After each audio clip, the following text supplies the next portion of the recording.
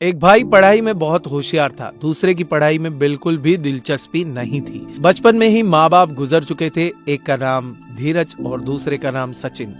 धीरज पढ़ लिख कर बड़ा आदमी बनना चाहता था, लेकिन शायद किस्मत साथ नहीं दे रही थी।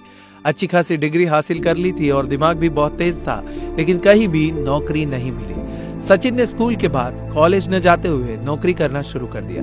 धीरज को घर पर हर रोज ताने सुनने होते थे, कुछ कमाता नहीं है, आधी उम्र पढ़ाई करने में निकाल दी और बाकी बची नौकरी ढूंढने में। धीरज को बहुत दुख होता था ये सब सुनकर, लेकिन क्या करता था। एक दिन ऐसा आया कि सचिन ने हद पार कर दी। वो भूल गया था कि अपने भाई से वो बात कर रहा है। सचिन ने कहा, तू मेरे कमाए हुए पैसों पर पल रहा है, मैं चाहूं तो अभी इस वक्त तुझे घर से निकाल दे सकता हूँ। भिखारी कहीं का बोला था ना, तुझे पढ़ाई छोड़ दे और नौकरी कर मेरे साथ, लेकिन मेरी तूने नहीं सुनी।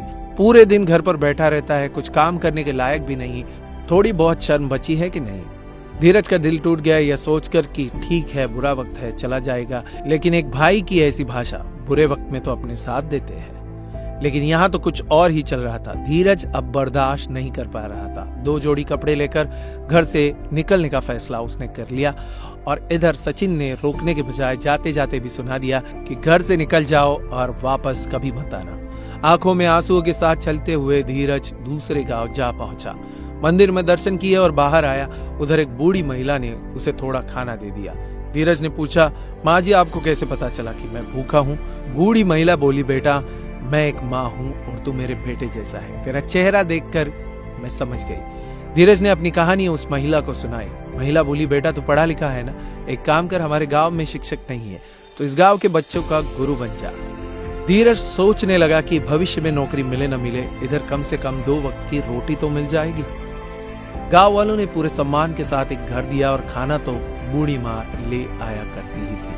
अब मन में वो भाव नहीं थी कि पैसे कमाकर जिस भाई ने घर से धक्का मारा है उस भाई को मुंह तोड़ जवाब देना है, लेकिन भाव ये थे कि अब सेवा करनी है और मेहनत करनी है। शिक्षक के तौर पर इतनी मेहनत की, आसपास के शहर से बच्चे धीरज के पास पढ़ने के लिए आने लगे। शहर वाले अच्छी खासी ट्यूशन फीस देते थे। धीरे धीरे ये कारवां बढ़ते गया, फीस भी आती गई, बच्चे भी पढ़ लिख कर होशियार होते गए। आखिर वो दिन आ गया जिसका धीरज को इंतजार था। शहर से एक व्यक्ति मिलने आया और बहुत बड़ी जॉब ऑफर की। वो व्यक्ति बोला, शहर में हमारे पास स्कूल है, क्या आप उस स्कूल के प्रिंसिपल बनना पसंद करोगे? धीरज बहुत खुश हुआ, लेकिन 2 मिनट में ही उसने मना कर दिया। उस व्यक्ति के होश उड़ गए। कारण पूछा तो धीरज ने कहा कि अब ये गांव ही मेरी दुनिया बन चुकी है और इस गांव को छोड़कर मैं कहीं नहीं जाऊंगा। वो व्यक्ति फिर से 7 दिन बाद मिलने आया तो धीरज ने बिना सुने ही कह दिया कि सर, आप इधर आने की तकलीफ बार बार क्यों कर रहे हैं? आपकी स्कूल का प्रिंसिपल मैं नहीं बनना चाहता, मुझे माफ कीजिए। तो उस व्यक्ति ने कहा, सर, आप हमारे स्कूल नहीं आना चाहते, कोई बात नहीं, लेकिन यदि स्कूल इधर आए तो। धीरज निशब्द। कुछ देर बाद धीरज बोला कि सर, आपके कहने का अर्थ क्या है? तो उस व्यक्ति ने जवाब दिया कि मैंने आपके इस गांव में स्कूल खोलने का निर्णय ले लिया है और निर्माण से लेकर हर चीज का खर्चा मैं उठाऊंगा और वो स्कूल आप ही की होगी। जैसा आप कहेंगे वैसी चलेगी, आप चाहेंगे वैसे नियम कायदे होंगे। धीरज मान गया। 1 साल में बहुत बड़ा स्कूल वहां बन गया और दूर दूर से बच्चे आने लगे। अनेक राज्यों से वहां पर बच्चे आने लगे।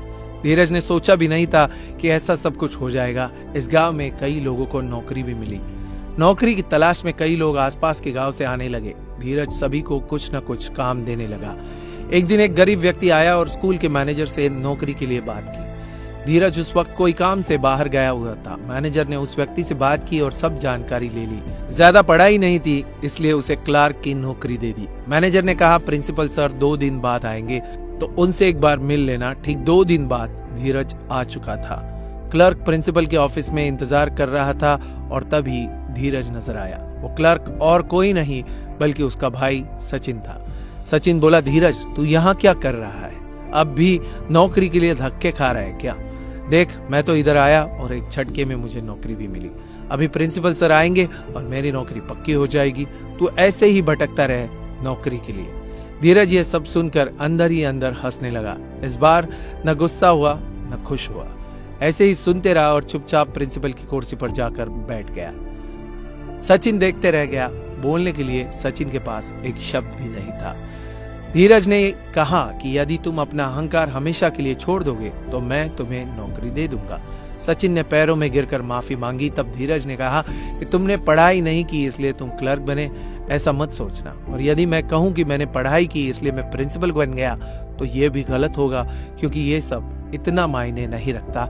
महत्वपूर्ण ये है कि तुम्हारा इरादा क्या है, तुम्हारी नीयत क्या है। नौकरी के साथ साथ सचिन को एक बहुत बड़ी सीख भी मिली कि अहंकार का फल हमेशा बुरा ही होता है। दोस्तों, इस वीडियो को लेकर आपकी क्या राय है कमेंट में बताइएगा। वीडियो अच्छा लगा तो लाइक कीजिएगा, शेयर कीजिएगा ज्यादा से ज्यादा लोगों तक। ऐसे इंस्पिरेशनल वीडियोस के लिए सब्सक्राइब करें हमारे यूट्यूब चैनल को और फेसबुक पर फॉलो करें हमारे पेज को। धन्यवाद।